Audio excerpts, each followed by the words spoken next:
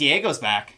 Carlos Diego Ferreira back in the UFC. He's been off for a time or two. He, like so many others on this card, on a lengthy losing streak is Diego Ferreira. And if you look at it, I mean, healing up from a lot of injuries. His last time out against Mateusz Gamrot, one of the weirder finishes you're going to see. That kick from behind or the knee from behind that hurt his rib. And then Jason Herzog says fight on. But Diego's done. And then Mateusz sinks up the choke. But for Carlos, the craziest part about it, kind of going into the losing streak, he was ranked all the way up at 10th in the lightweight division. He beats Anthony Pettis, and then he fights Beneil Dariush in the rematch. The first time they fought, Dariush won. The second time, Dariush won, but it was a bonus in that one. And then it was a bonus his next time out when he took on Gregor Gillespie, and then again, Gamrot. So all of those guys, I know Gillespie's been gone pretty well since then, but if you look at it, those guys in and around the rankings, and so has Diego Ferreira. And for Michael Johnson, not just in and around the rankings, he's been near the top of the mountain before in the rankings. 7-8 years ago. That's it. I've never heard somebody be more negative about Michael Johnson in my entire life than you. That's fine, because he's not the guy he used to be. There's no shame in saying that. That'd be like if I was sitting here saying Matt Brown's going to be the guy he once was when he was ranked at the top of the division. They have similar records. Like, for Michael Johnson, he just is what he is. There's no shame in that. It really is matchup dependent to see who Michael Johnson's going to win against, because he still has hand speed, he has good power, he has good boxing combinations, he has decent output. It's not going to wow you. It's not like one-of-one output. Same thing with his punching power. His punching power is not what it used to be by any means. This is a guy who knocked out Dustin Poirier in the main event of a show years ago. Now, he still has a lot of the technique. He just doesn't necessarily have the explosiveness behind a lot of that technique. This is weird, though, because for Michael Johnson, he is much more of a decision-type fighter at this stage of his career. He does have just more of You keep the same narrative about Michael Johnson, and I don't even think you watch his Michael fights Johnson analytically. is a steady fighter. He can fight in a steady manner from round 1 to round 15. Does Carlos Diego Ferreira fight like that? No, that's my whole point of this. I don't know why you'd cut in. Carlos in his last 2 matchups has gone for a lot of takedowns, a lot of wrestling, gotten tired as a result, and we have seen his power bar get diminished because of that.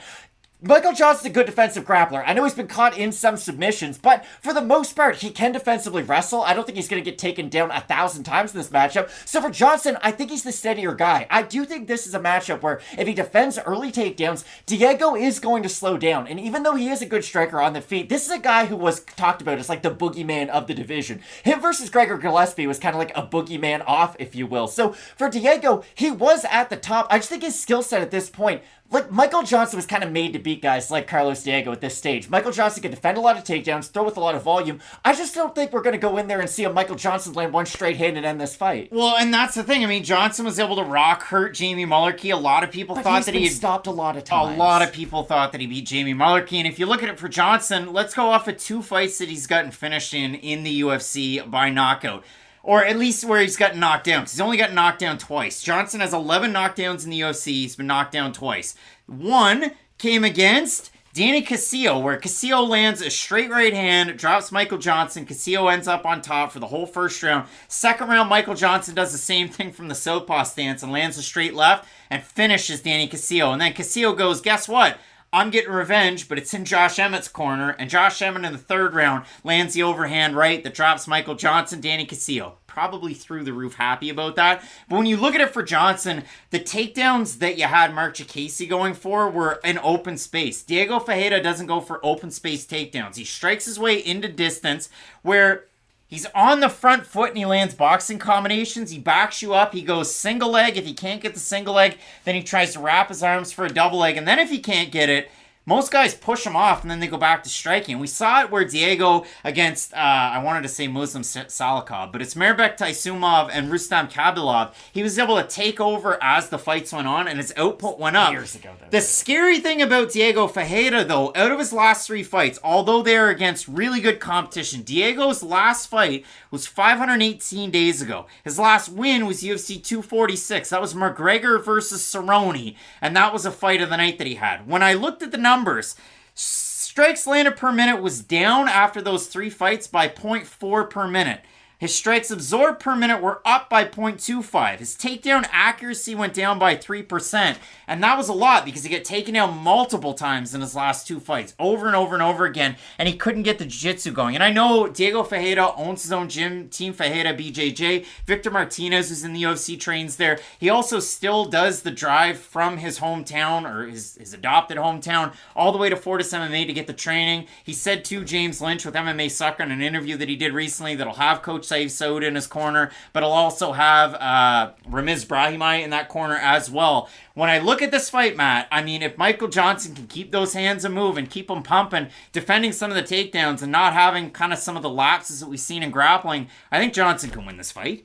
Why did you disagree with me so much when I said I think Johnson could be the steadier guy? You always say the same things But about no, Michael because Johnson. you don't listen to what I say, you just jump to conclusions. Michael Johnson is the steadier guy output-wise. I think he can hurt Diego at some points because Carlos isn't the most fundamental striker when he moves forward. When he's setting up, it's weird. At space in the Taisumov fight, he does have good output, but he's not a good striker when he's on the movement, be it forwards or backwards. It is kind of that middle of the cage type striking is where he excels, and I just think for Johnson, you're right, I might not be high on him at this stage of his career. I still think his skill set story is a good counter for Diego. It is a tricky fight, though, all things told, because, again, Diego will throw a lot at you. He's the type of guy that's going to try and string together boxing combinations on the front foot. He'll land a snappy leg kick. I mean, if you look at it, Diego is favored in the matchup. We have a look at the Topology vote. Surprise us, how do you? I'm going to say over under 60%. I think the fans are actually going with Diego Ferreira. I think the fans love Michael Johnson. The fans have Johnson, 1,005 total votes, 67% Johnson, 60% by decision for the 33% that have Ferreira, 47% by decision, 42% by submission.